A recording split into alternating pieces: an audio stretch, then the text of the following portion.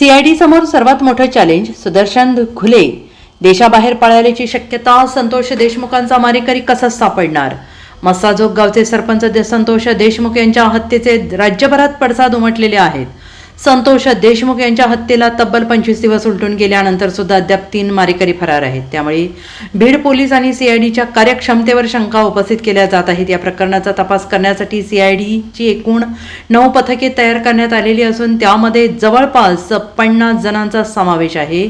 आणि तरी देखील वाल्मिक कराड आणि अन्य 3 आरोपींचा माग काढणं सीआयडीला जमलेलं नाही आहे. अशातच संतोष देशमुख प्रकरणातील एक मारेकरी देश सोडून पळाल्याची माहिती समोर येते. संतोष देशमुख हत्या प्रकरणातील मुख्य आरोपी सुदर्शन घुलेच्या शोधासाठी 7 पथके विविध राज्यासह देशभर रवाना करण्यात आलेली आहेत. सुदर्शन घुले हा सराईत गुन्हेगार असून तो यापूर्वी नेपाळला जाऊन आल्याची माहिती समोर आली आहे. त्यामुळे संतोष देशमुख यांच्या हत्येनंतर सुदर्शन घुले पुन्हा नेपाळला जाऊन लपल्याची शक्यता वर्तवली जात आहे.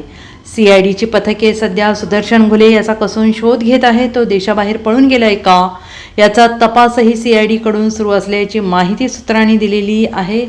आणि फरार असलेले 3 आरोपी यांना अटक करण्याच्या दृष्टिकोनातून सीआयडीने आता तपासाचा फास आवळला आहे. मात्र अद्याप सीआयडीला यश मिळालेलं नाही. Bureau report SBN Marathi, Beed.